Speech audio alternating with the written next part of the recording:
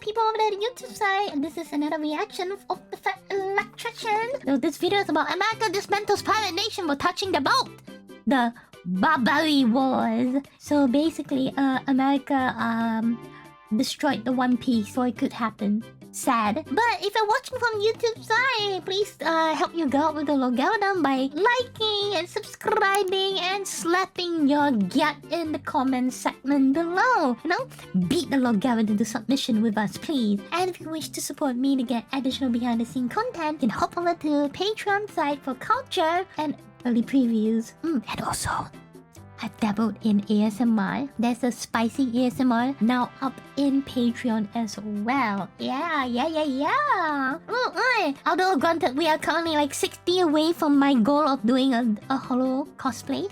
Yes, from Spice and Wolves. We'll get there in due time. But with that said and done, let's give this video a go from the fat electrician.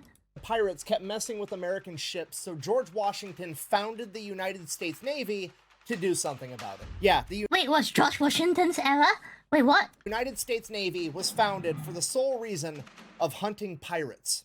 What? Today we're talking about the Barbary Wars. Ladies and gentlemen, it is pretty much an ongoing internet joke that you do not mess with America's boats, you know, because of Operation Praying Mantis, that time that America decided they were going to sink half of Iran's navy in like 8 hours. What?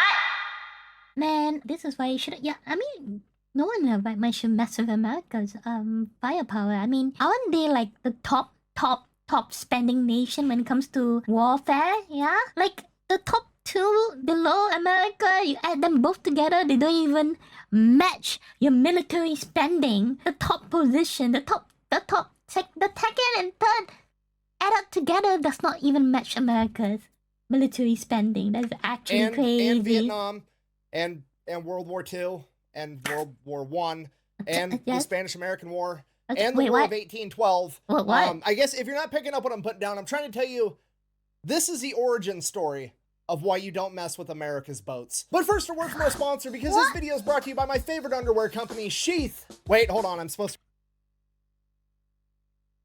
I guess this is for the guys. Script for this one. Here's how to do a perfect ad read for our company. Let's take a quick second to thank our favorite sponsor for today's show, which is Sheath Underwear. Sheath makes the most comfortable boxer briefs ever worn, and Clarence's parents have a real good marriage. This looks okay, look, here's that looks kind of comfortable, huh? the deal. Whether you're talking to a veteran, a construction worker, or your dad, they're all going to tell you that there's one universal truth to life, and that truth is that cargo pockets are fucking awesome.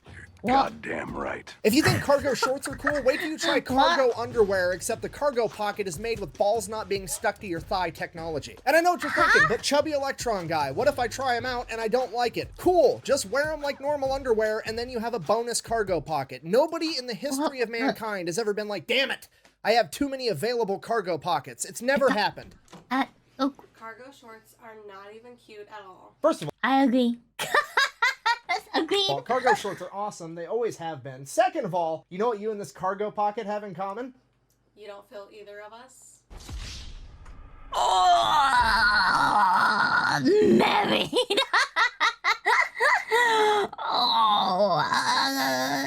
Oh man, I think she deleted you. Can you replay that again? Just one replay. Have in common? You don't feel either of us? Oh.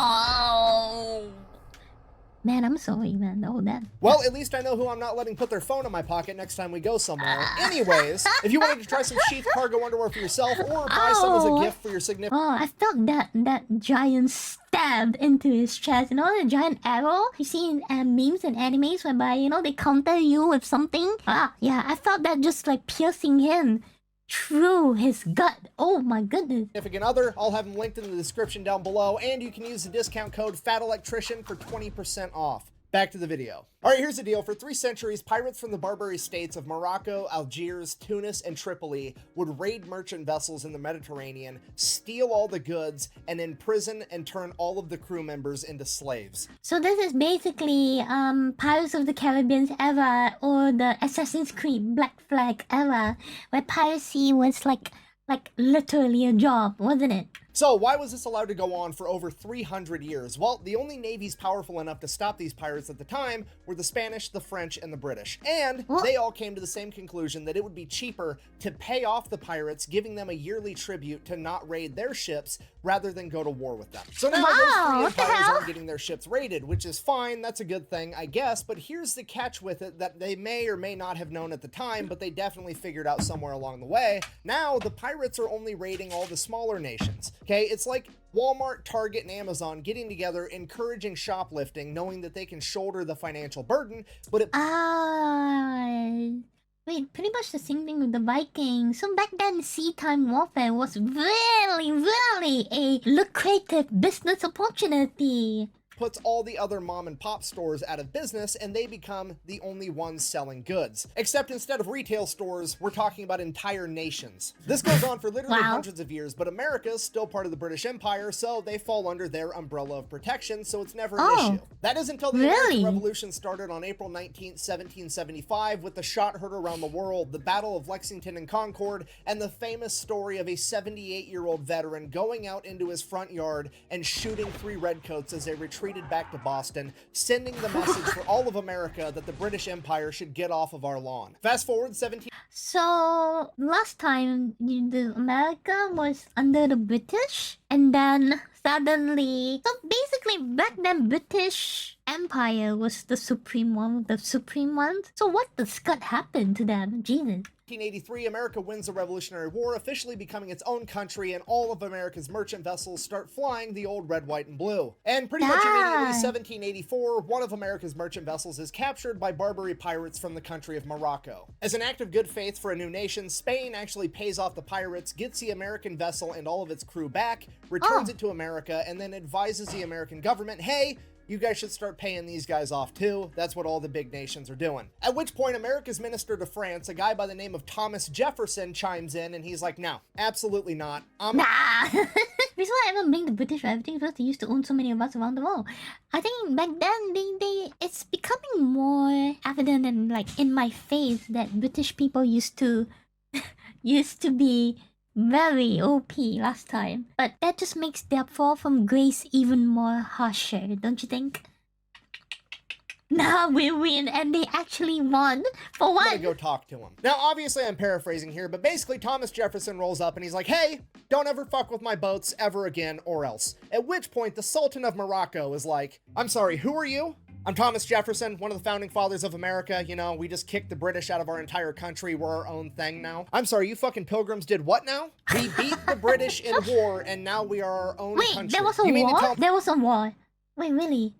There was a war. What? Oh, wow. I mean that a bunch of colonial farmers with muskets went toe-to-toe with the largest military on the planet that is so good at war that they can literally wear high-vis red coats the entire time and still win, and you beat them. Yeah, that's exactly what I'm telling you.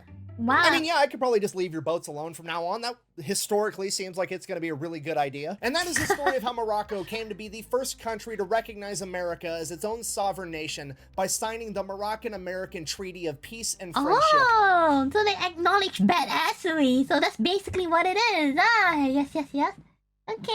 Okay. Which is the first and longest lasting peace treaty in American history. At which point Thomas Jefferson is like, wow, that actually worked out perfect. I'm going to go to the other 3 Barbary states and tell them the same thing now. But of course there's going to be a catch with that. You see, there's 4 Barbary states, but Morocco's the only one that's actually truly independent, and the other 3 are just subservient branches of the Ottoman Empire. So Thomas Jefferson and John Adams go to talk to the ambassador of Tripoli, and they're like, hey, can all the Ottoman Barbary states leave our boats alone? At which point the ambassador informs them, absolutely not. You see, we're part of the Ottoman Empire. We don't need to listen to you. We're not scared of you guys. And it is our official stance that, and I quote, it was written in the Quran that all nations which had not acknowledged the Prophet were sinners.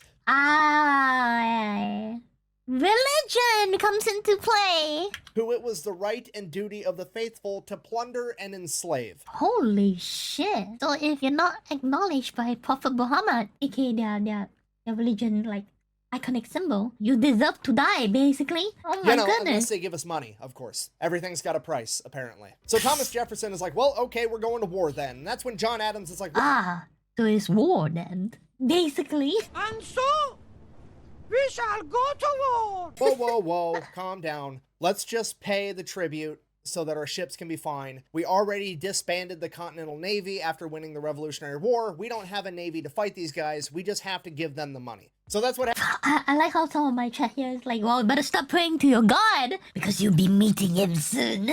Happened. For the next 8 to 10 years, America would pay tribute every year to these 3 remaining Barbary states, and every year they wanted more. Oi, Mac, you cannot say that. You see, somebody in my chat said, I'm gonna send you to Jesus. Oi, it is Prophet Muhammad. If you send them to Jesus after you boy them, you converting them with death, that is pretty harsh, man. Holy crap.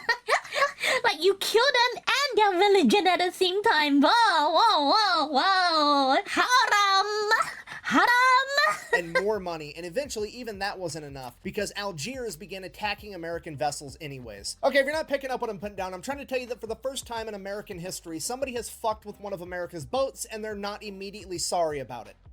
Yet. The president at the time, George Washington, goes to Congress and pretty much tells them what's going to happen, because at this point in time, George Washington is basically the king of America. Nobody actually knows if he's going to step down from presidency or not. So he's like, hey, guess what? You guys are going to pass the Naval Act of 1794, establishing the United States Navy. And it's Make a dope-ass navy. Let's very go. top of that document, it very clearly states that the purpose we are building the United States Navy is so that we can combat Algerine corsairs, which is just a fancy word for state-funded pirates. Yes, I'm telling you, Even it's so fancy back then. Everyone's such like poets in those eras. Truly, imagine George Washington using Gen Z slang. I cannot. Don't do that. Document of the most powerful navy the world has ever seen, at the top specifically states the sole reason for their creation is to hunt down and destroy pirates that had the audacity to fuck with one of America's ships. We've officially entered the find out portion of the story. They fucked around too much. America immediately commissions the building of 6 enormous frigates covered in guns to go fight these pirates. Fast forward to when the frigates are done, it takes a couple years. Oh my goodness. Okay, that is a work of art. Imagine. Wow. Imagine like back then in the 70s or 80s, right? 80s era. You see this thing happening. You see this giant monstrosity coming for you. Oh, Mom. It is now 1798, and George Washington has decided to step down from power, allowing for an election to happen, and we are now into the second president of America, John Adams. And John Adams decides he would rather keep paying tribute. Disappointed! America just created the Navy, spent $1 million creating all these frigates, and now John Adams isn't going to use them for their intended purpose. Obviously, a lot of people are upset, including his own vice president, Thomas Jefferson. So Thomas Jefferson... Thomas Jefferson. I remember that name. The vice president at the time immediately begins campaigning to run against the sitting president in the next election. And one of his biggest platforms is that he is going to go fight these pirates rather than pay them tribute. And his slogan for this is, and I quote, "Millions in defense before a cent in tribute." Okay, just so we're clear, Thomas Jefferson's platform for running for president is, I'm going to spend millions of dollars in defense, which might as well be hundreds of billions of dollars at that point, because America Oh yeah, that was kind of different. No longer negotiates with terrorists, and I'm pretty sure my high school English teacher would refer to this as foreshadowing. So Thomas Jefferson wins the election. The entire world finds out that he's going to be the third president of the United States of America, and then on March 4th, 1801, the day of his inauguration, he receives a letter from Yusuf Karmanali, the Pasha of Tripoli. If you don't know, Pasha is like the dictator, the king, the president, the main dude in charge. And at this point, Thomas Jefferson, the guy who just ran an entire presidential campaign on, I'm gonna go fight pirates, is thinking in his head like, maybe this guy found out that I'm about to send a navy over there to beat him up, and he's gonna send an apology. Maybe he wants to sign a peace treaty like Morocco did. This is already working out great. I might not even have to send my navy over there. He opens the letter, and Pasha Yusuf Karmanali has decided that he is gonna poke the Pilgrim King because he Don't poke the beehive. Don't poke. He is now demanding that because of the new administration, the United States owes him an extra $225,000 in tribute. And Thomas Jefferson is pissed. You're trying to get crazy with us. Don't you know I'm local? Originally, Thomas Jefferson was going to have to go to Congress, get permission to activate the Navy to send him over there to fight these pirates, but not now. He's so mad we're activating the Rainbow Shortcut to ass-whooping land, and Pasha Skip all steps, bro! Yusuf is going to have some consequences immediately because he's sending the Navy today. But As what John Mr. Victorio, Mr. Vic would say. Consequences. Yeah! like I said, it takes a literal act of Congress to send the U.S. Navy over there on a military mission, so Thomas Jefferson is like, that's fine, we just won't send them on a military mission. Fill up one of our frigates with a bunch of gifts and peace offerings for Pasha Yusuf, and then give it a nice healthy escort of other frigates to defend it, and send them on their merry way to deliver the gifts. Right after he gives the commander of the United States Navy the standing order that he is also to defend any American citizen or ship from any potential aggression. Potential, sure. Not aggression, potential aggression. If he thinks that somebody else might be thinking about doing something aggressive, Take them out, take them down, do your stuff. so the Navy your set stuff. sail. Fuck them over. Get them the giant piece of Yes.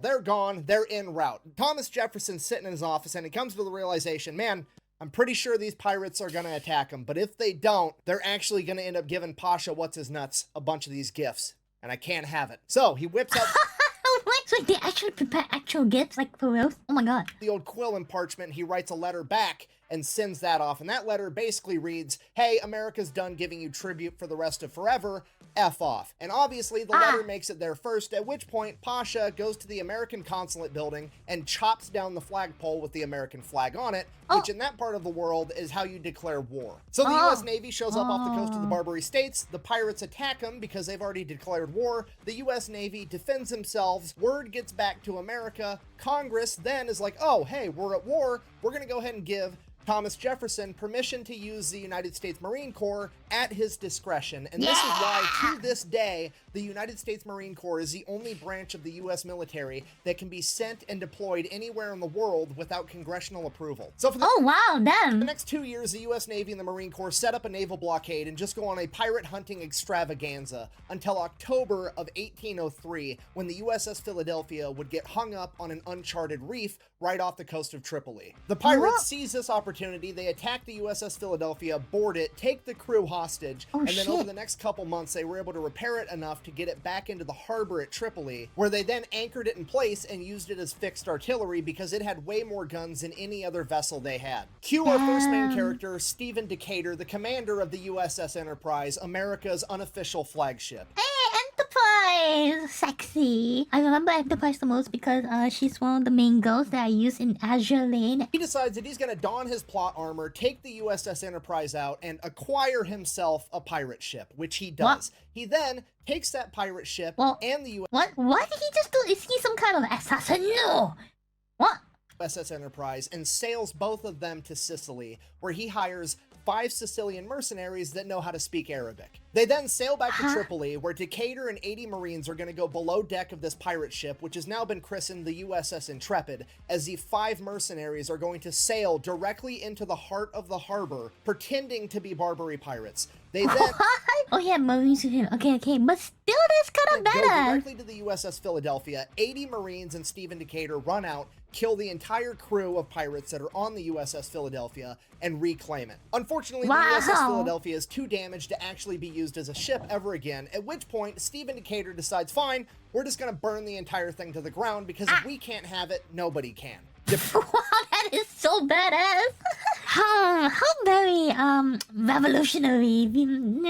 Bribe the enemy of nice things. I'm pretty sure Sun Tzu said that. So that's exactly what they do. They light the USS Philadelphia on fire, they're positive it can't be put out, and then they bounce. Not a single American is injured, and Stephen Decatur is hailed a hero because he has now led what is, in my opinion, America's first special operations mission. So Spec Ops. Well done. Well done. Now that that's taken care of, the problem at hand is that the crew of the USS Philadelphia is still being held hostage by the Barbary pirates, and they want a ton of money in exchange for them back. However, America no longer negotiates with terrorists, and that's not an option. Cue our next two main characters, William Eaton and Presley O'Bannon. And before you ask, yes, Presley O'Bannon, as in the USS O'Bannon, the Fletcher-class destroyer from World War II that sank a Japanese submarine with potatoes. So what? Sink a treasure and presented by potato. What? What? How's that possible? Wait, what? Ooh, how wacky is its previous warfare? He's looking at me like, yes, I'm dead. I'm being dead ass right now. I'm dead ass. That actually happened. Well, holy shit. Potatoes as weapons of war? Oh goodness. Okay. So they go in and they pitch their idea of how they're going to get the crew of the USS Philadelphia back, and it is, by every definition, a special operations mission. Basically, all the way back then in the early 80s, really has Spec Ops. Nice. They want to take themselves, 2 dudes, plus 6 Marines for a total of 8 guys, and they're going to get dropped off in Egypt, because in Egypt is Yusuf Karmali's brother that is living in exile because Yusuf kicked him out because he is technically the rightful heir of Tripoli. So they're going to get that guy and all the buddies that are loyal to him, like 500 men, and then they're going to march them through the desert to Derna, where they are then going to use them to fight and take over the city and exchange the city for the crew of the USS Philadelphia. And upon hearing this ridiculous plan, the US military leadership is like, whoa, whoa, whoa. You want to take a small contingency of men, be dropped off in a foreign country, meet up with a rebel leader who already has a bunch of men, and then convince him that you're going to help him overthrow a current dictator, and then he can be the new dictator, and basically we're using other people to fight other people that we don't like to benefit us. And wow! What is this? 4D chess? Presley O'Bannon and Eaton are like, yeah, that's pretty much exactly it. And the government is like, this is a terrific idea. I mean, we're probably never, ever going to do anything like this ever again. And we're not going to have an entire branch of special forces that specializes in it. Sorry. Foreshadowing. Wow, nice. Anyways, that's exactly what they do. They get dropped off in Egypt. They track down Hamet. They're like, hey, you want to go overthrow your brother? Cool. Grab your guys. Let's go. Somewhere along the way, the Marines also picked up 50 Greek mercenaries as they all began marching 500 miles through the Libyan desert to get back to the Tripolitan coast. And this march through the desert... So America's first intervention in the Middle East, truly historic. What happened back then? It's like so much drama.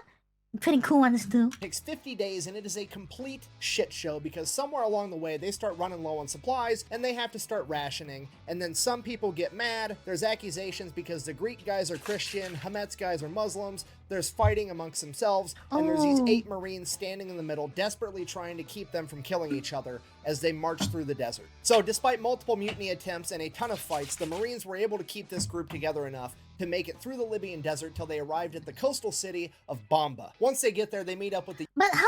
I can barely imagine how they actually made it through the desert when it's so hot and so cold at the same time. It must have been one hell of a march. Damn. USS Argus that gives them a bunch of supplies so they can start eating food again, and they give enough money to pay off the Greek mercenaries. Then Eaton decides that he's going to send a letter over to the governor of Derna right next door, because remember, we can't attack unless they're potentially aggressive. Okay, so there were wartime rules even back then? Well, you can't attack until they attack you first, that kind of thing? Oh my goodness.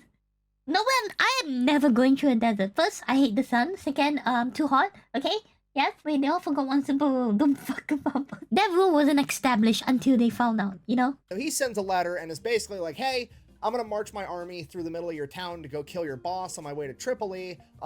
Can I have some safe passage and maybe some food? The governor of Derna sends a letter back that says, my head or yours, which sounds potentially aggressive enough. So okay, that sounds aggressive enough. Let's fuck them over. Making the plan for the ground attack. Hamet and his men are going to take the governor's palace, and the Marines and the Greek mercenaries are going to take out the harbor fortress. But to do that, they're going to need a cannon from the USS Argus, so they're going to meet up with it, go get this cannon, and prepare for their attack. Cut back to Stephen Decatur. While all this has been happening, there's still been a naval battle in the Mediterranean the entire time, and Stephen Decatur is on an absolute rampage, because after he captured his first pirate ship, he would receive word that his brother, James Decatur, had been mortally wounded by one of the pirate ship's captains, who was pretending to surrender before shooting his younger brother. Upon hearing this, Decatur immediately gives command of the new captured vessel to one of his men, leaves a couple guys with him, and takes off to track down this pirate ship that just killed his brother. So they chase down this pirate ship, they pull up right next to it, and before— Wait, that's an actual war crime? Oh, shit. That's a war crime. They're surrendering and killing someone, right? Oh, damn. Okay, the yeah. crew has time to do any boarding procedures, you know, like break out the planks, tie some ropes to the other ship, all that stuff you see in the movies.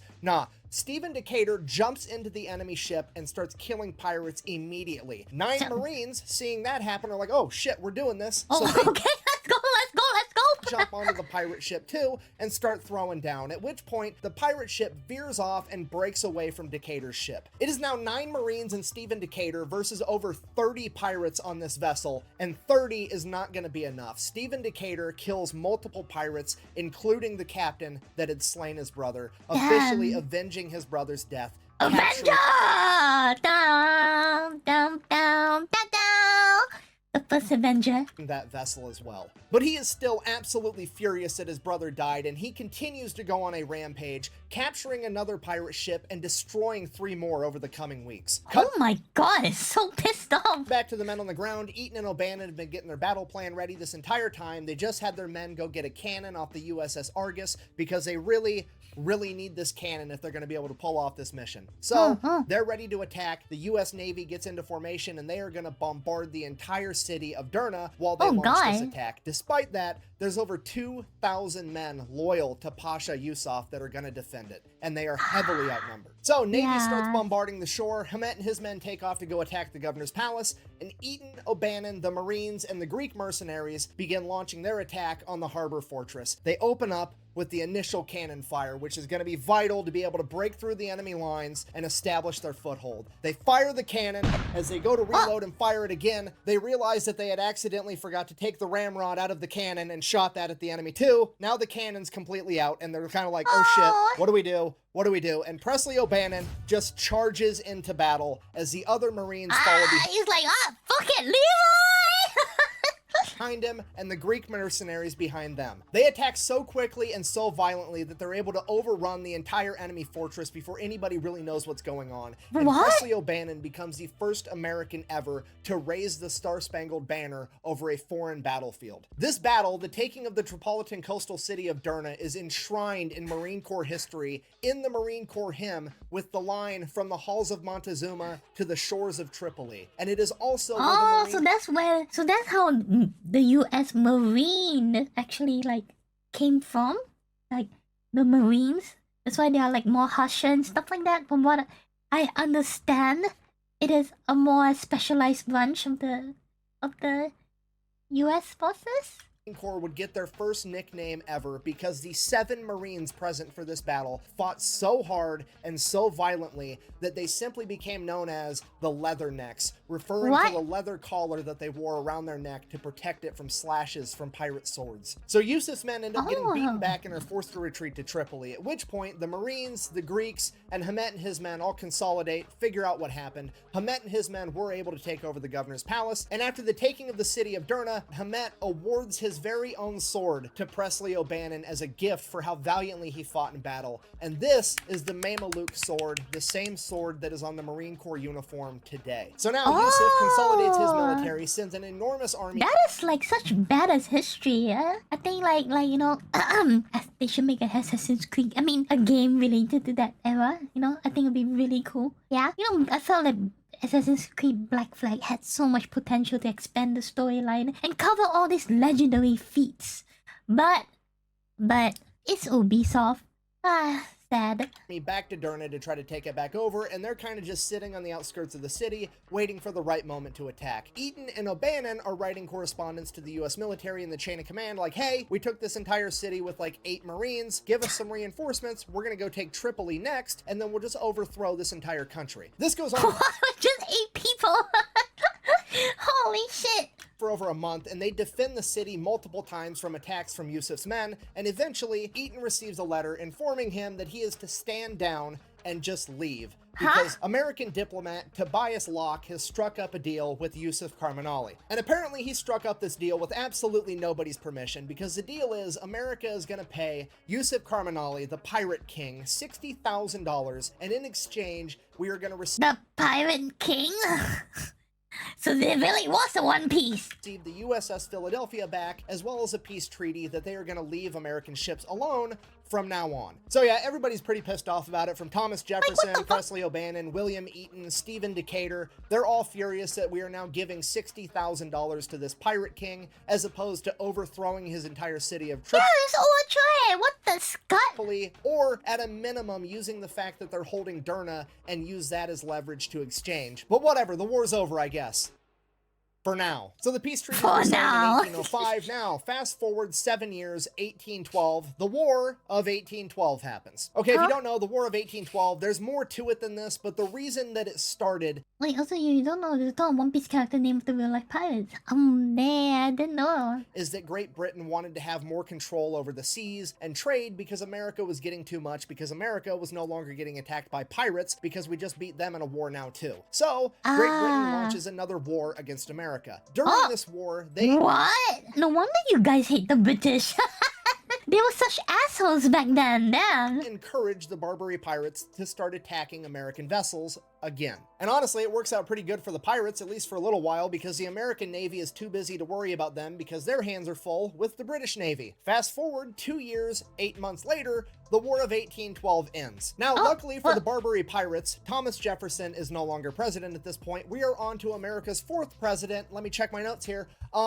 James Madison. If you don't know, James Madison is one half of what is referred to as the Forefathers dynamic duo, and the other half is his best friend of all time, Thomas Jefferson. And I don't know if you figured this out yet at this point in the story, but Thomas Jefferson hates pirates. So sitting President James Madison, being the homie that he is, looks over at now Commodore Stephen Decatur and says, "Go get him, Tiger." Go get him, Tiger. He then proceeds to assemble the largest U.S. naval fleet ever at this point in time and sails directly to the Barbary coast. He then immediately tracks down Algiers' flagship, the Mashuda, takes it out, captures over 400 members of its crew, and the ship itself. He then proceeds to take all of his gunboats directly to Algiers, park them in the port, and say, here's the deal. You're gonna surrender, and you're never gonna collect tribute from anyone ever again, or I'm gonna overthrow your entire country. Obviously, they... Well done. Excellent.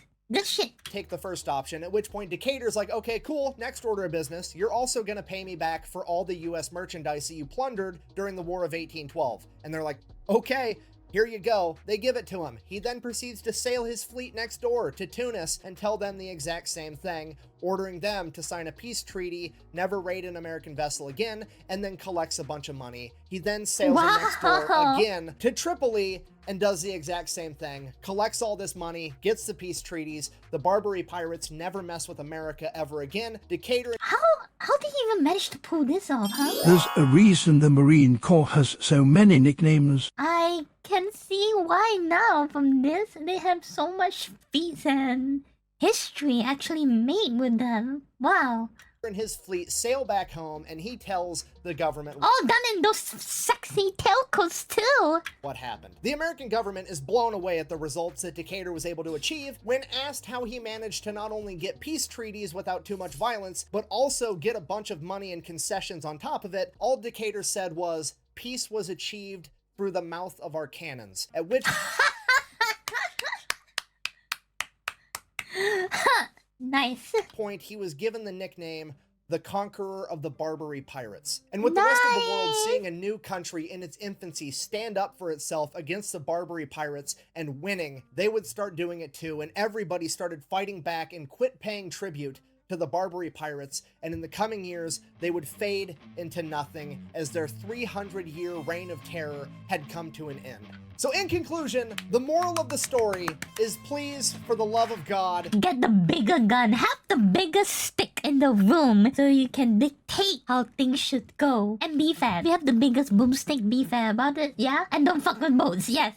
do not mess with America's boats. Thank you for watching. Best way to support the channel is go buy some merch over at thefatelectrician.com. Quack bang, out. Now that was hella And that is part one of the informative. origin story of how America became the world police. The what? Give you a hint, part The two what? is after the Korean War when NATO gets founded. The what? The world police. Ah, yes. And Japan also found out what happens if you touch America's vote the hard way. Oh my god. We don't talk about that. Yeah. It wasn't just one boat. It was a harbor. Say what you want, but America's amazing. Some people don't fuck with Western trade routes. So yeah. You know what? That's. I'll give it to that. Yes. Land of the Rising. Is that how they got the name Land of the Rising Sun? Oh god, no! I'm kidding. There's no way, right? There's just no way, alright? Oh my goodness. Yeah, bye. Yeah. Thank you for this video. It's always fun to watch the Fat Electrician to learn more history stuff. But hot damn, Jesus. Ta-da! Hello, Yui here. Thank you for enjoying my stuffies. If this video has brightened up your day or put a smile on your face, do consider to do the logarithm stuffies. That means liking, subscribing, and commenting in this YouTube video. If you wish to show me more love, do check out my Patreon. Every single support in there goes to making more content in this channel and paying my editor, Zaki, who's definitely not living in my basement. In turn, you'll get early previews, behind the scenes stuffies, but most importantly, cosplay culture, which I know a lot of you are into. I also stream Mondays to Thursdays in Twitch, 11 PM EDT. So come over and check me out sometime.